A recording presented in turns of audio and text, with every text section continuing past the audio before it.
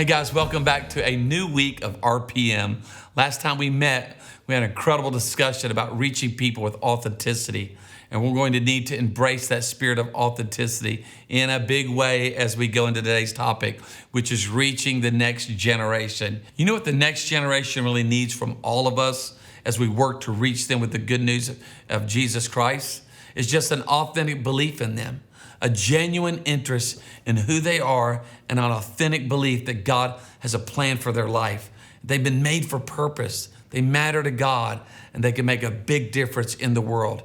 Young people are always dismissed too often in our society. They're made to feel like their feelings and their ideas and their gifting doesn't matter. At least it won't make a big difference till they're older. But that isn't true. The Apostle Paul mentioned and even mentored and empowered young people, and especially a young man by the name of Timothy, to preach the gospel. Paul didn't wait until Timothy was old or mature like me to complete his assignment.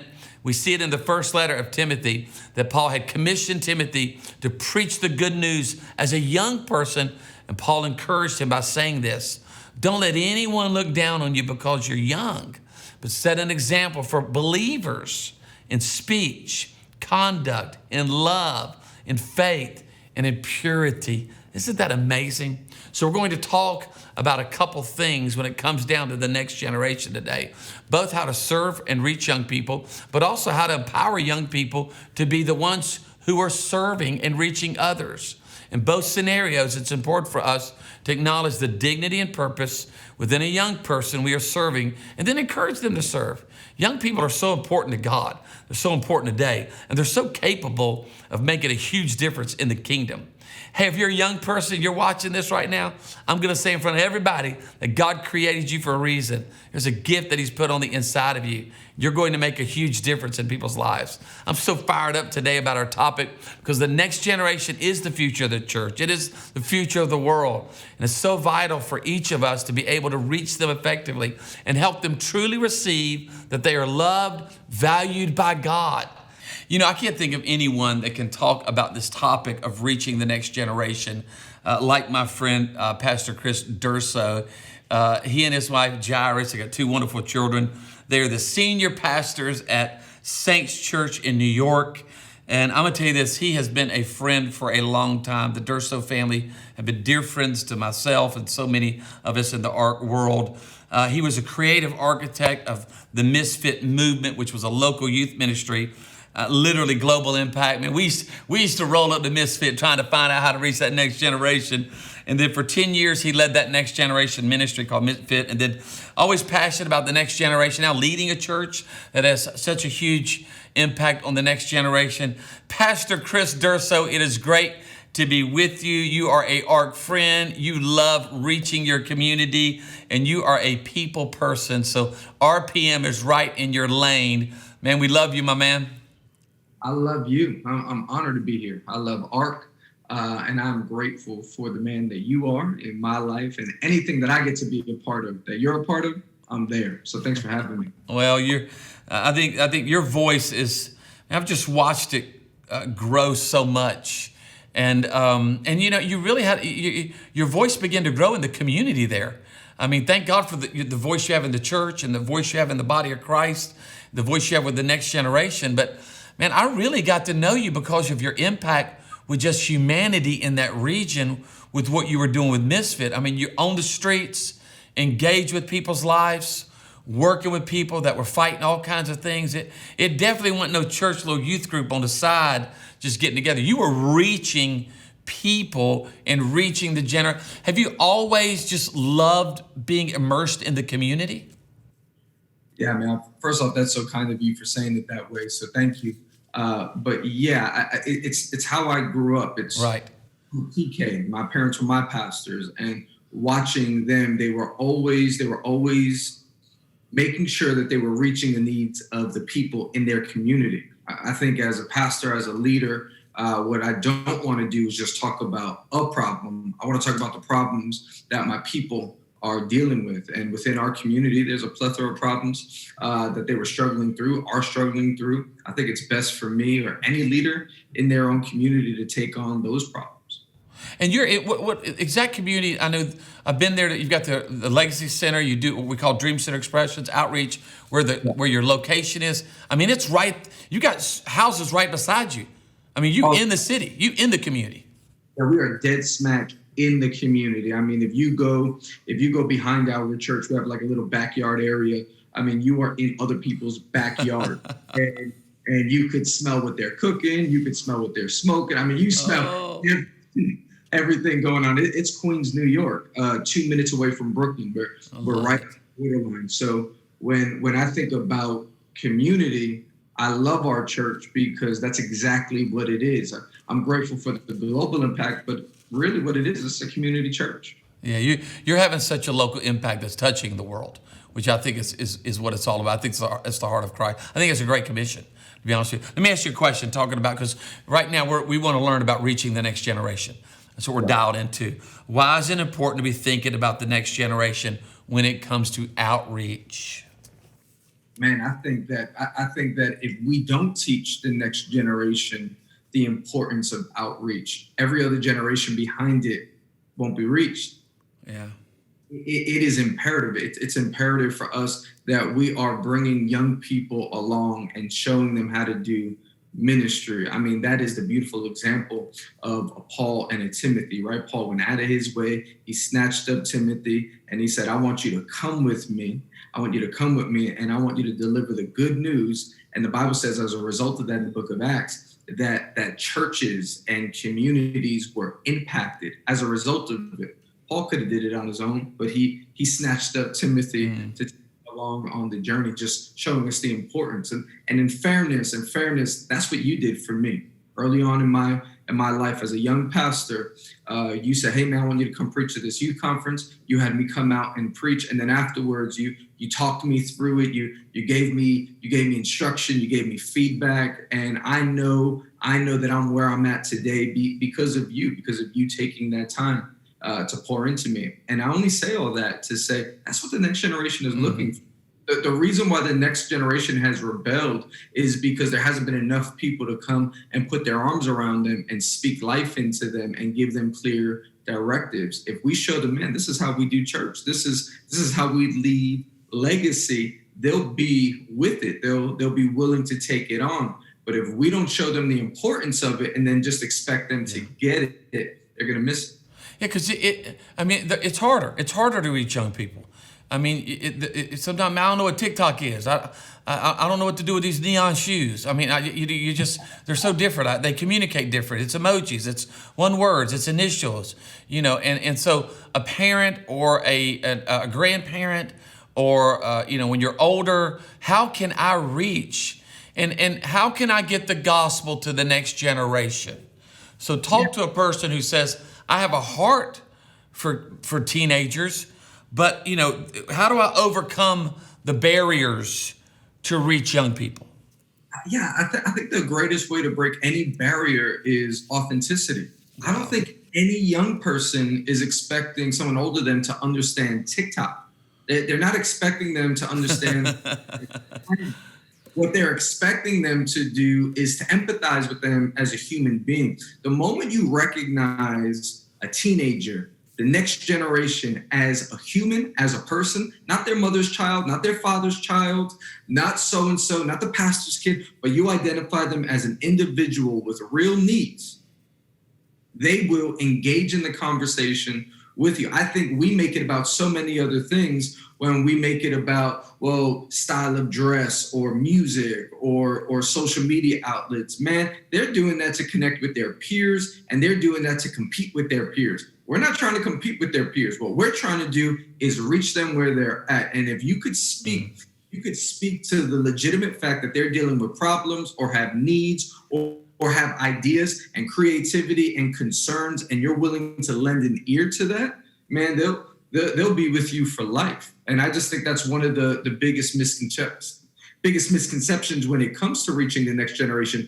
is that you have to dress like them or behave like them. That's not to know that you're human. So I think that if you communicate to them, not coming from the standpoint of, back in my day, I dealt with X, Y, and Z, but speaking to them from the understanding, no, I know what it is to have issues. I know what it is to have friend problems. I know what it is to struggle with thinking or peer pressure. And then you explain to them, there are people under you and behind you that struggle with it, and they don't know that there's help.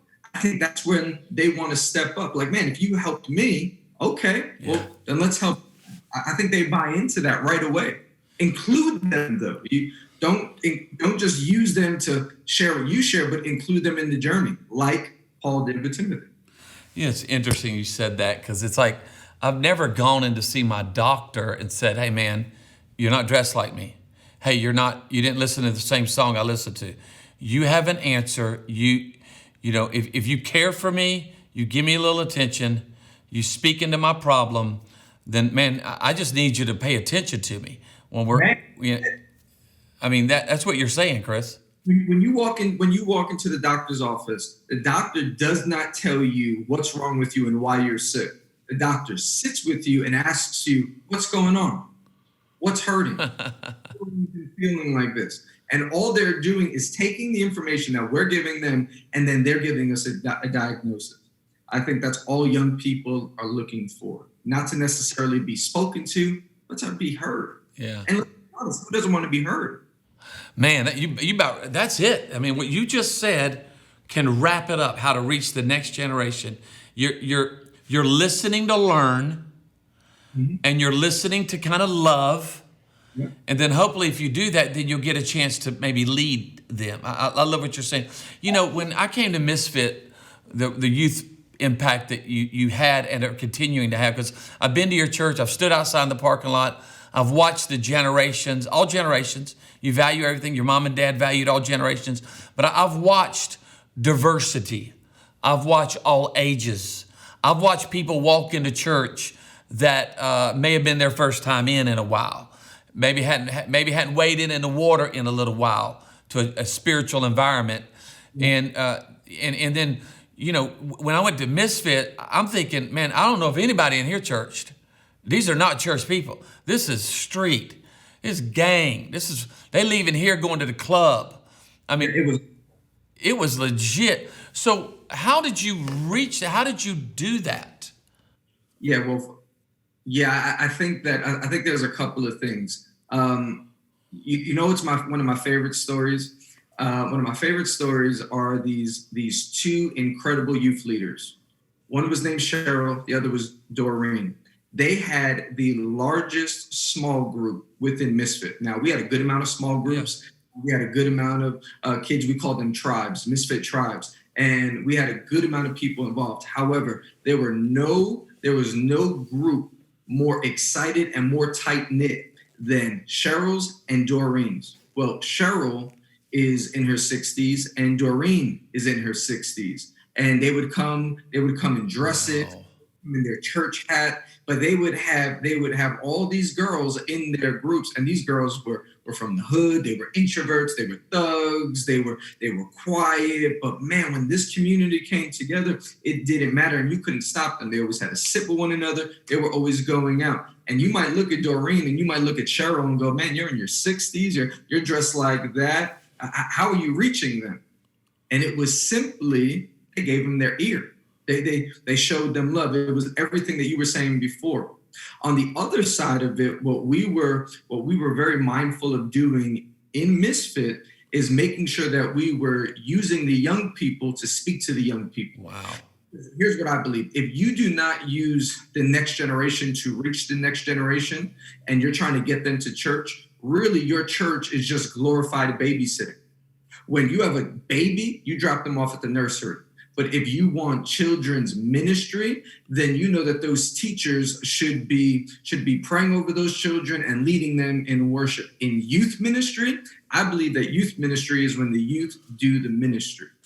The youth have to be communicating, offering announcements, preaching, leading worship, whatever, dance, poetry, whatever it is you have, or whatever it is they're excited about. I don't know, a TikTok dance, or showing, what's on Fortnite and whatever, but utilize them to make their points. It's crazy what's happening right now within social media, Pastor Dino, is that there are these young influencers, 18, 17, 16 years old. And I've been in conferences with them and they're preaching, and it's nothing like I would ever do when I preach. It's not the sermon structure. I don't even understand the approach, but yet they have hundreds of thousands of followers on social media, and young people are responding because they're simply themselves. Now I could look at them and go, that's not preaching, because I don't preach like that. However, this 18-year-old with more influence with me at 37 years old is able to connect with the next generation like I'm not able to connect with. So what do I need to do? I need to give him room. Let him do what he does. Let her do what she does. I love how you said that you got to give them room, because you do that. And I think that's what we're talking about, is how you get young people, serving. How do you, there are teenagers that are watching this right now, and they're a part of RPM. They're part of small groups. They're saying, well, can I make a difference? And what you're saying is God can use you playing volleyball in your school, in your band, on and on and on. Just being available, being compassionate. So one of the things you do is you let the young people be a part of the Legacy Center. All that you're doing, feeding people, assisting people, being there for those with reduced opportunities, creating a safe space for kids to come in, all that you do in the neighborhood. So young people are a teenager can be involved with all those things.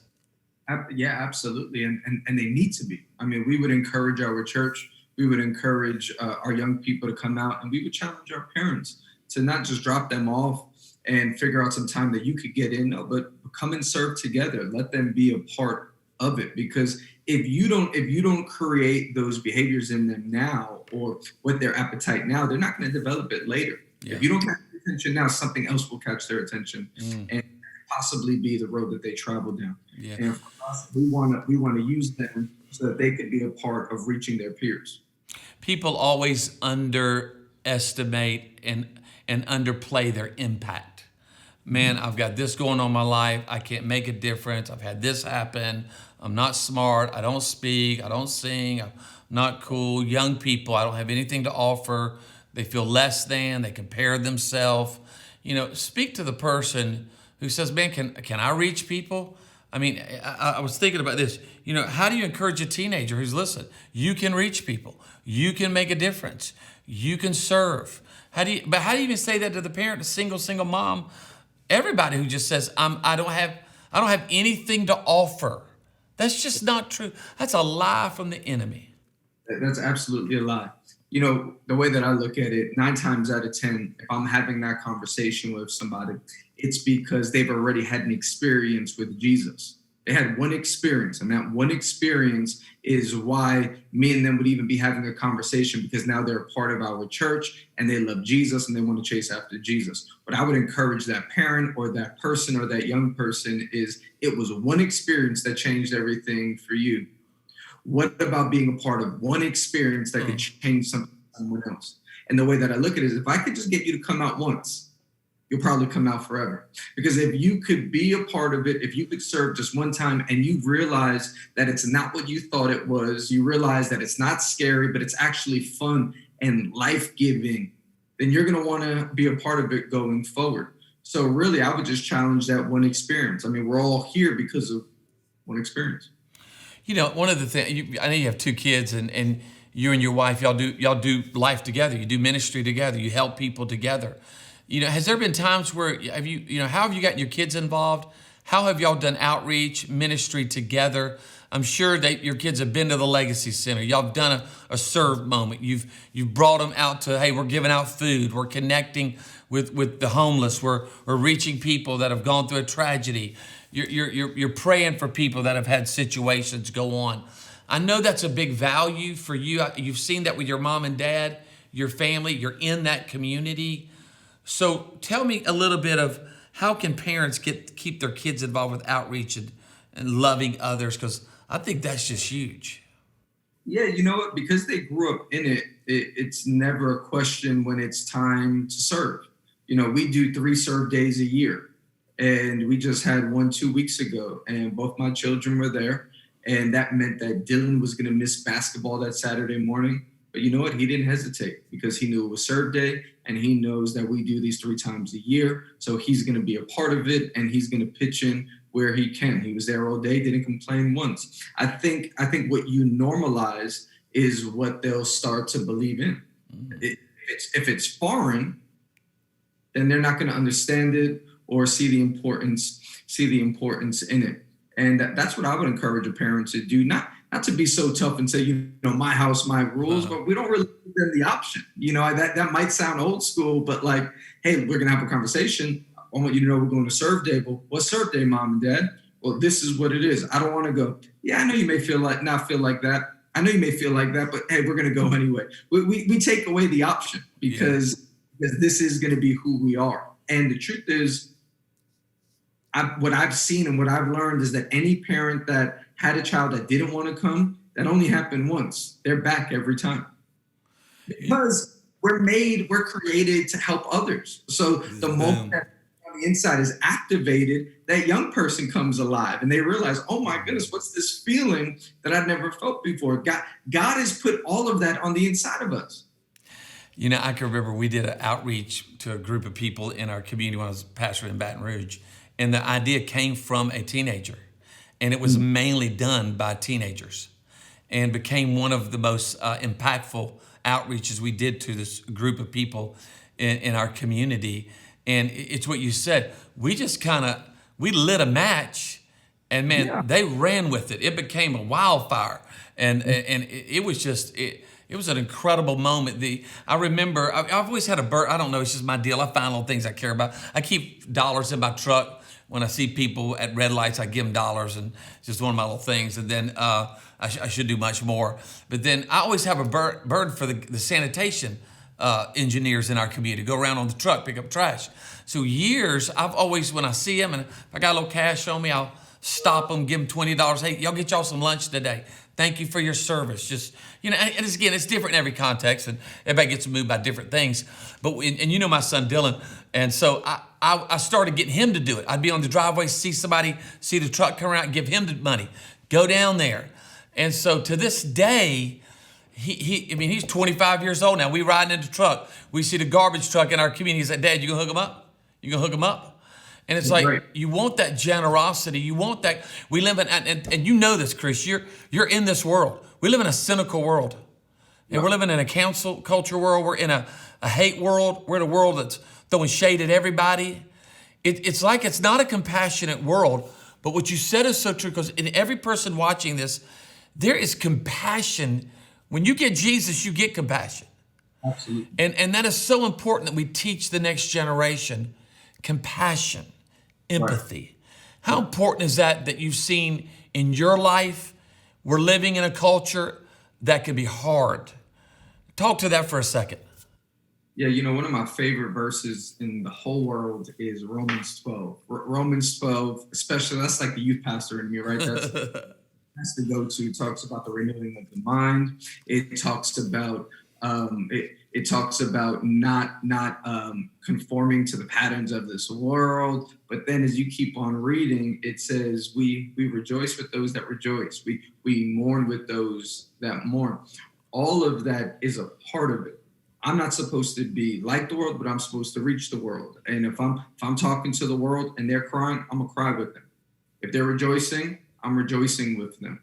Young people have a zeal about them. The moment that they get excited about Jesus, they want to unleash that zeal. The best thing we could do, though, is help them to understand that when they're explaining themselves and as they're communicating, communicate with your peers, but be careful how you do it, because you want to make sure that you're not just being combative. You want to make sure that you're listening to them. So the same way we had that moment as a patient with the doctor, well, now in turn, you're the doctor. What did the doctor do for you? Now go on ahead and be that doctor for somebody else. I could be a doctor. Absolutely. You could be a doctor. Listen in as to where they're at and what they're going through, so you could reach them where they're at.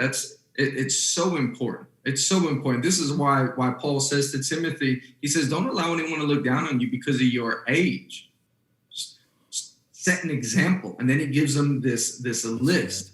And really what he's saying to Timothy is, he's not saying, don't let anyone look down on you, like you better prove yourself. He's not saying that. He's saying, look, just don't give people a reason to look down on you because of your age. But even in your age, you could set an example with your speech and with your purity. guard your purity, guard your speech. Don't give them a reason to look differently at you. And I think that as we're equipping young people, we have to give them directives as we're equipping them. And the only reason why I say that is because what I've learned in youth ministry is that when that fire is lit and those young people get so excited, well, we could just let them go because now we're just excited that they're lit. But what they need are the guardrails and the training and the directive. And you know what? They'll love you for it. They will love you. That's leadership, by the way, right? Yeah. So often leaders are scared to lead because they don't know how it's going to be received. However, the moment it is received, the person that's under that leader loves them for it because, man, you helped me. You showed me the right way of doing it. Mm-hmm. Next generation, man, they're hungry. They're hungry to know the right way. You know, many are watching this right now. They're part of a small group or part of this teaching, and there is a serve day right around the corner. There is a Love Your City Day. There is an outreach opportunity. And it's an amazing thing when people come together to make a difference. You just talked about how a couple weeks ago y'all had a moment in your community. We just got a few moments left. How did that make you feel when you saw the church alive, engaged in their community? We saw your people out there loving, serving, being the hands and feet of Jesus, whether it's raking or painting or, a yard or at a school or assisting somebody who's elderly. As a pastor and as a leader and as a parent, that's a highlight moment. Oh my goodness. Yeah. As a pastor and a parent, I was proud. I was proud of our church. I was proud of my children. Chloe, she was in our office buildings and she was cleaning. She was cleaning all the air conditioners and then all the vents to the air conditioners. And then Dylan, he went out with the street team. And the street team, what do? They clean up the street and then they hand out little cards letting people know who we are that has a QR code on them. And he loved it. He had the best time doing that. And for me, watching our church come alive, it's everything. Because these are the moments where they're taking those sermons that they've been taught and now they're implementing them in real life. It's one thing to behave how you behave in your normal rhythm. But when you're thrown out of your normal rhythm, like a serve day, right? Because it doesn't all the time. And then you're put in positions where you have to deal with someone and somebody that has church hurt or they just want prayer or they don't fully understand why we would even do this. And then you see those moments and then the responses from your people. I know for me as a dad, watching my son, it doesn't get any better. That's it right there. And I would encourage every pastor and every leader to push your people to go serve and be a part. And Pastor Dino, you didn't ask me to talk about this, but I think that so often people don't push people to do it because they don't want to put another thing on them. But if you could push them to get to serve day, I'm telling you, they will thank you for it. And there's nothing like that community and that those heart moments that are built that just create longevity, man. There's nothing like a serve moment. I love it, man. I've watched you become an incredible pastor. You're an author. You're a sought after speaker. I mean, you're an influential voice today. But when I hear you talk, it's what I've always thought you are. You are a soul winner. At the end of the day, man, you're an evangelist. You're reaching people, and it could be on a stage of 10,000. It could be in the subway. It could be at your son's basketball. That's just who you are, Chris, and that's what I've loved about you, and I appreciate you, Pastor Chris, and your wife, and just being a part of RPM. Man, we love you. We've learned from this, and we're going to take some of this and keep growing. I love you. Thank you for including me. Nobody like you. Thanks a lot, Chris. Wow. Pastor Chris shared so many great thoughts with us today about reaching the next generation, the importance of the next generation, being involved in reaching people. I always love talking to Chris. So I hope your passion for the next generation to know Jesus has grown. We've been able to talk about it a little bit. We're not done yet. We have some great discussion questions there in your RPM book to talk through today. Be sure to share what stood out most to you in the interview with Chris in your group. And let's keep digging into the idea of serving and reaching the next generation. Don't forget, this generation is the future of the church. And they're so important right now as we value them, pour into them, help them see the purpose that God has for them.